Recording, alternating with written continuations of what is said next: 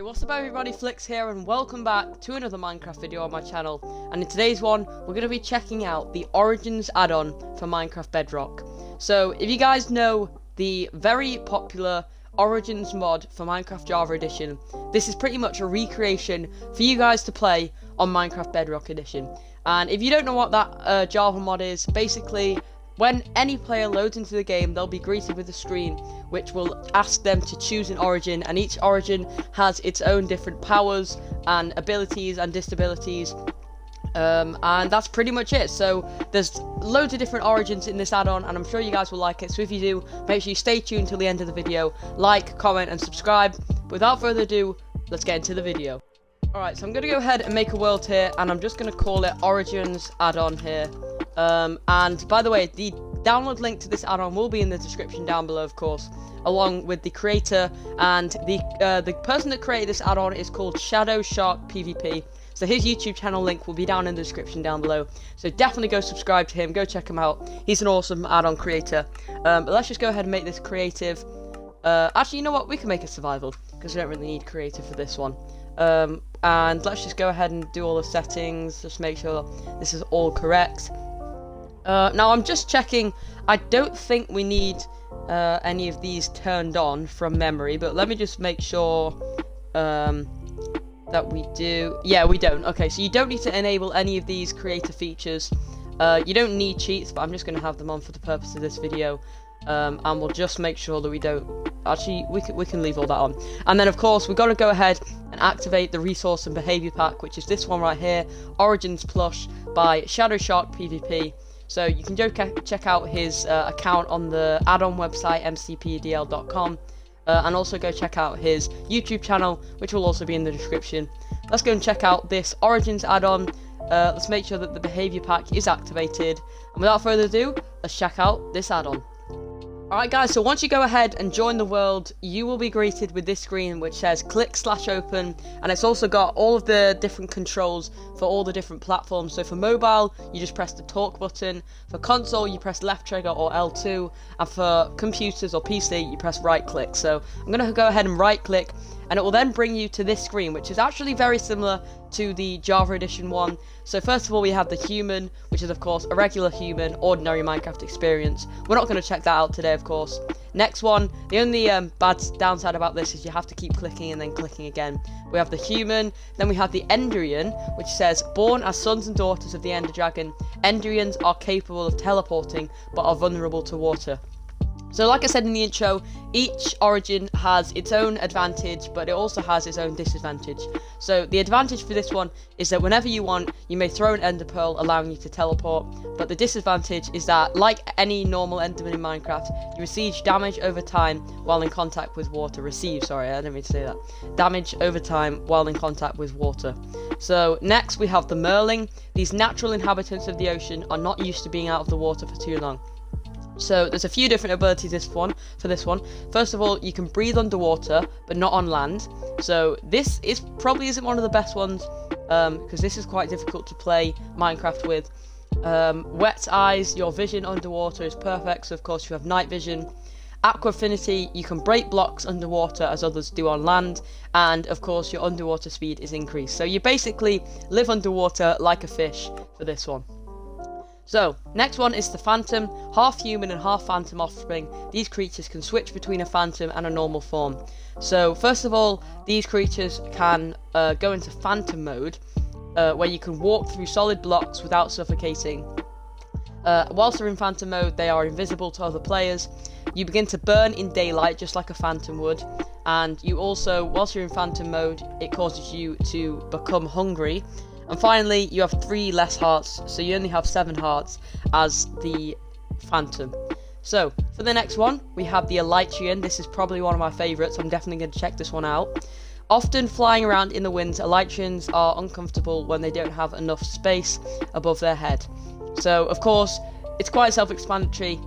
You have Elytra wings on your back, but you don't like wearing chest plates. So you have a permanent Elytra on your back. Even if you die, you won't lose it. That's on your back for the entire game. Also, every 30 seconds, you are able to launch about 20 blocks into the air, which is really cool. That's a really cool ability, which I'll show you guys later on in the video. Aerial Combatant, you deal substantially more damage while in Elytra flight. So whilst you're flying with an Elytra, you basically have strength, which is really cool. Being somewhere with a low ceiling will weaken you and make you slower. So this is kind of strange. I haven't entirely figured out how this works, but I'm sure we'll check it out. And also you take more damage from falling and flying into blocks. So more fall damage, and if you fly into blocks with your Elytra, you'll take more damage. Next up we have the Blazeborn. So obviously I'm a Blaze skin, so I might want to check this one out. Late descendants of the Blazeborn are naturally immune to the perils of the Nether. On the Java mod, by the way, you do spawn in the Nether for this one. I don't think that will happen on this add-on. We'll check it out, but I don't think it happens. So first of all, of course, you have fire resistance, so lava and fire, you won't take any damage. Due to your hot body, venom burns up, making you immune to poison and hunger status effects. So that's definitely really helpful for things like witches and cave spiders and things like that. You receive damage over time while in contact with water, obviously, because you're a blaze. Due to your weirdly shaped hand, it's harder to break blocks and impossible to hold shields. So you can't have a shield in this one, and it's slower to break blocks. So this probably isn't the best one if you're going to use this in a survival world. And finally, your fear of the cold makes you weaker when touching snow or ice. So this isn't probably one of the best ones to choose if you're trying to survive and trying to progress through a survival world. But it's still pretty cool. So next up we have the Avian. The Avian race has the Avian race has lost their ability to fly a long time ago. Now these peaceful creatures can be seen gliding from one place to another. So you fall as gently to the ground as a feather would unless you sneak. So this is pretty much no fall damage, which is really cool. So you always have slow falling, so you'll obviously fall like a chicken, I guess, slow from high places. Unless you crouch in midair, then you'll fall normally. But that's really cool. So next, you're a little bit quicker on foot than others. So so far, this is looking like a pretty good one. Chicken together strong. You become more powerful with every chicken around you. Caps at 30 chickens. So that's actually pretty cool. If there's chickens near you, then you'll have strength. You can't digest any meat. So that's definitely a tough one. You can't have pork chops, mutton, steak, anything like that. You can't eat it. So you're going to have to eat things like bread, carrots, potatoes, and things like that. And finally, when you encounter water, you get wet, temporarily removing your speed and slow falling. So overall, apart from probably the you can't eat meat, this is probably one of the best ones I've seen so far. Next up, we have the Arachnid. Climbing abilities and the ability to trap their foes in spiderweb make the Arachnid perfect hunters. This sounds pretty cool. So you're able to climb up any kind of wall. So that's actually really cool already. When you crouch or shift next to an enemy, they get stuck in cobweb for a while. That's actually really cool. Carnivore, your diet is restricted to meat. You can't eat vegetables, so that's the opposite of the last one. And finally, you only have 7 hearts, 3 less hearts of health than humans. I'm not entirely sure how many there are, but we seem to have gone through quite a lot already. This one sounds pretty cool. Next is the Shulk. Related to Shulkers, the bodies of the Shulk are outfitted with a protective shell-like skin. Shulker Inventory. Now this is really cool. You have access to an additional 9 slots of inventory which keep the items on death. So if you have anything valuable, you can put it in the extra 9 slots, and if you die, you'll literally keep them on you, which is really cool. Sturdy skin. Even without wearing armor, your skin provides natural protection, so you have like extra armor. Unwieldy. The way your hands are formed provide no way of holding a shield, so you can't hold shields again. And finally, you exhaust much quicker than others, thus requiring you to eat more. So this one sounds pretty cool. I might check this one out in the video as well. Next is the Feline. Cat-like appearance. The feline scare creepers away with the dexterity of cats. They always land safely on their feet. So no fall damage for this one. You never take fall damage no matter from which height you fall, so that's already really cool. Able to jump higher while sprinting, so that's pretty cool. You have 1 less heart of health than humans, so you only have 9 hearts, which isn't too bad to be honest. And finally, creepers are scared of you and will only explode if you attack them first. So this is another really cool one. This is probably one of the best ones for a survival world. And that's it. That was the last one. So to start off with, I think we're going to check out we'll probably check out the Enderman in a bit. But I think I want to check out, this is it, I want to check out the Elytran. So once you guys have found the origin that you want to choose, you just press select, and as you can see, it will show Origins Plush by Shadowstark PvP. As I said, definitely go check him out. But here we are, this is just a completely random world, by the way. And as you can see, I've got an Elytra on, which is really cool. And you'll also notice that at the bottom of the screen, there's that little red bar which is slowly going up in green, and that's basically a 30-second timer. So, ooh, this is pretty cool. Okay, so, and we spawn next to a village.